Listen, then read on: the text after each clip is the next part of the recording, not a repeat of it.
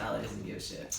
Hey guys, we're here with Coach Sam, Coach Elliott, and Miss Rachel, and we're all going to be talking a little bit about the programming that we have going on. I noticed you guys have seen some of the changes we've made. We've been listening to a lot of the feedback, and we're going to answer some questions that I think are going to clear some things up for you guys. So first question is, why the change in the programming? Oh, here's the mic. Why? Everybody looks at you. I know, right? So we changed the programming for a couple of reasons. The first one is it actually takes a massive amount of time to program correctly. Honestly, I've been doing CrossFit for, I think, about 5 years, and I understand concepts of programming. And, even though I love coming up, it is like I said, it's just a huge amount of time. And there's so many resources out there of people that have been programming way longer than I have that you can kind of utilize, and therefore you're going to get better programming because you have people that are more experienced. And it also gives myself and the coaches more time to focus on other things, like making sure that we have a better plan for how to implement that programming, or coming up with better resources for the clients instead of spending 5-6 hours programming a week trying to make sure that the WODs and everything are correct. That makes sense. So why would you choose CrossFit headquarters programming over other popular CrossFit programs, and what's the differences we're going to see? Yeah, so the CrossFit headquarters programming is, what's up, Kate? the CrossFit headquarters programming is, honestly, they've been doing it the longest. Like, that's what it comes down to. There's other programmings. You could look at CompTrain, Invictus, all these other things. If you look at, they're all great programs, right? But if you look at a lot of those programs, they're meant for people that are trying to be elite athletes, right? And the general public, or we call it GBP, right? The general population of people that do CrossFit, they don't need 2-3 hours of working out to make them effective or to get them healthier. They need 3, 4, maybe 5 days a week, and they need just hour sessions when you combine like the warm up and everything like that. And so CrossFit has been doing that for really long. They also do not steer from the original concept of CrossFit, which is using couplets, using a lot of couplets, a lot of triplets, which is 2 movements and 3 movements, varying the time domains, so like how much time we're using, and then making sure that you're changing up and you're hitting all the different movements, and there's no bias, right? Like anytime someone programs, they will generally program some sort of bias. Like for instance, for me, I hate running, so I have to tell myself, like, program for someone who loves running this day, because it's just, there's a bias there always will be. And so CrossFit doesn't do that because they don't care, right? They're going to program for the masses. So I think having somebody with 15 years experience is the best way to go. Okay. We've had a lot of CrossFitters that have dropped in, and they've mentioned things about, we don't do strength training and Metcons in the same workout. So what is the benefit to not doing it that way? Sure, absolutely. The biggest thing when it comes to a CrossFit affiliate and not doing both in one time is really, it comes down to coaching. Most people join a CrossFit gym for 2 things, coaching and community, and both are very equally important. The community definitely has that accountability for our athletes, keeps them coming in when they're not having the best time or the best day or not feeling well, and then it's the coaching that keeps them safe and moving well. And the better relationship that you have with your coaches, we can absolutely modify or scale up or down whatever you need for that day. If you're feeling great, we might scale it up. Everyone thinks of scaling or modifying as like a reduction, and that's not always the case.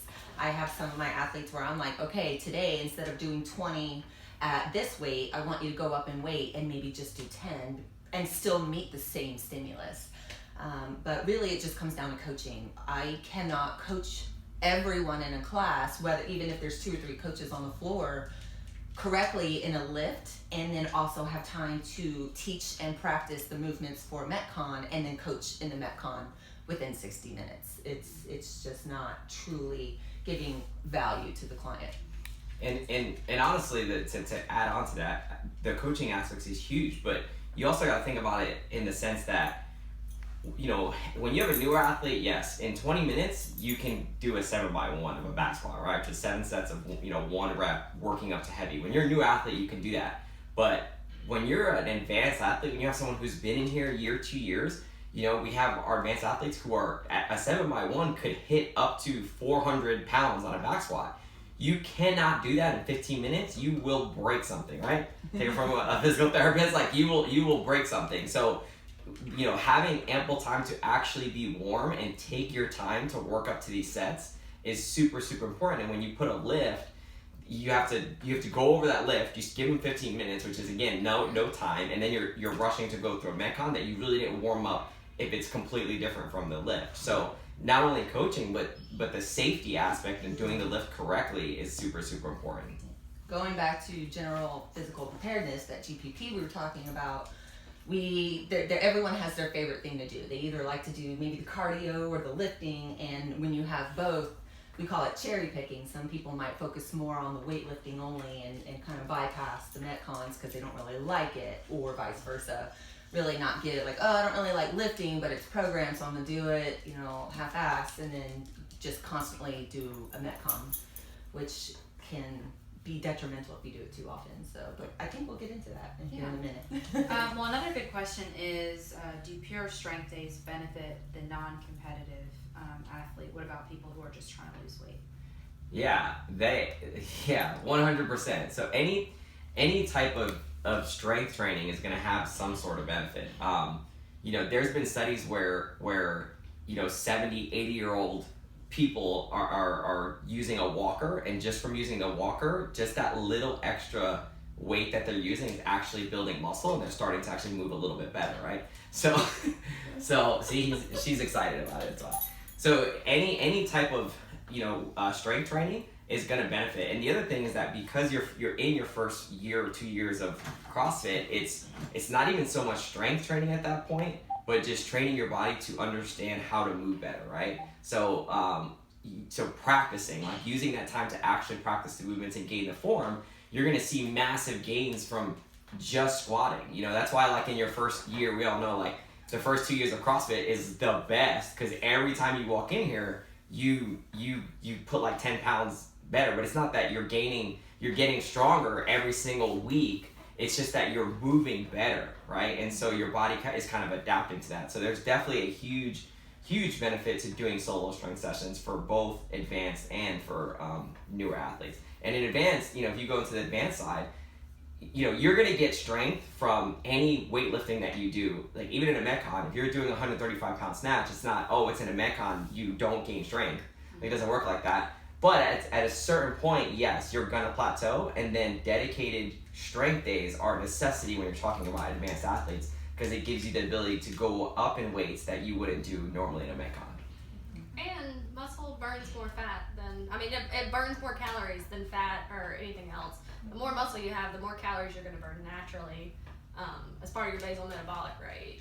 The more muscular you are, the more calories you burn naturally. Even if you lay in bed doing nothing, you're sick, you're still going to burn more calories when you're muscular compared to, regardless of your weight. The more muscle you have, the more calories you burn each day. So it's a great way to lose weight. Yeah. Absolutely. And from a health perspective, resistance training, I know that ladies have that special concern as we get older of osteoporosis, and resistance training will absolutely help stave that off. But it's not just for ladies; it's anyone in general. Resistance training, our bodies will adapt to that resistance and get stronger. In our bones and our anatomy, we have compact bone and we have spongy bone, and the compact bone is really what is building up against this resistance. And the more compact bone you have, the stronger your bones are going to be. Just like when you break an arm or a bone, and generally, if it's healed well, they say, it grows back stronger, and it's due to that increased resistance that they have. So from a health perspective, it's absolutely beneficial, maybe almost more so for the non-conditioned athlete, as long as it's done safely. So, and appropriately. I'm not going to have someone come in here off the street who's not ready to lift 100 pounds, lift 100 pounds. We might start at 5, but then we generally increase it. Well, we've talked a little bit about why we don't do things a certain way as other CrossFit places. But going back to the programming we're doing now, how can athletes improve their endurance and achieve higher skills with this program? So, improving endurance, first of all, strength training in general, because really the biggest difference that we're hearing is there's more strength days, which, yes, okay, there's a little bit more strength sessions, but you have to have strength as a basis, right? That's going to be a huge part of anything. So, for example, when I started my like fitness journey, I started off with just weightlifting, and I was deployed, and it was literally like we didn't have any treadmills, we didn't do anything, we just walked, and I came into the gym and I just lifted weights. And then when I got back to base and we had to do runs, all of a sudden my run that was like 16 minutes for a 2-mile was a 14-minute, and I hadn't done any running at all, right? And it was just the strength training, and it was just short, like high intensity, I guess you can call it like high intensity bodybuilding sessions, right? Like supersetting things. And it made a huge difference. And a big part of that is, if you look at this awesome, I'm going to use it because you drew it. But if you look at this awesome chart here, you've got all of these different energy pathways. And so you've got your phosphagen creatine pathway, which is your first system right there, the 0 to 10 seconds. And that system is basically going to be used for anything that you're doing from 0 to 10 seconds. So if you think about that as in weightlifting, your first reps, your short sprints, that's going to use that pathway, right? We don't need any oxygen, but that pathway also can't be maintained for a super long time. The next one is going to be your glycogenic pathway, and it's going to be 1 to 3 minutes, which is going to be where you're training like that lactic acid threshold. That's going to be mainly where CrossFit sits at. It's like between the lactic acid and kind of going towards the aerobic system.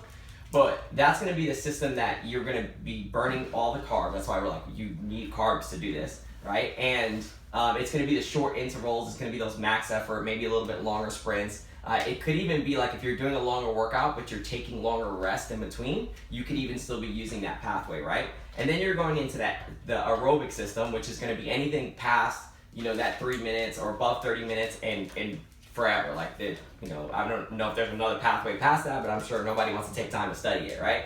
So it's sustained cardio, but if you look at, what's going to give you the most bang for your buck is right here, like you're using all three.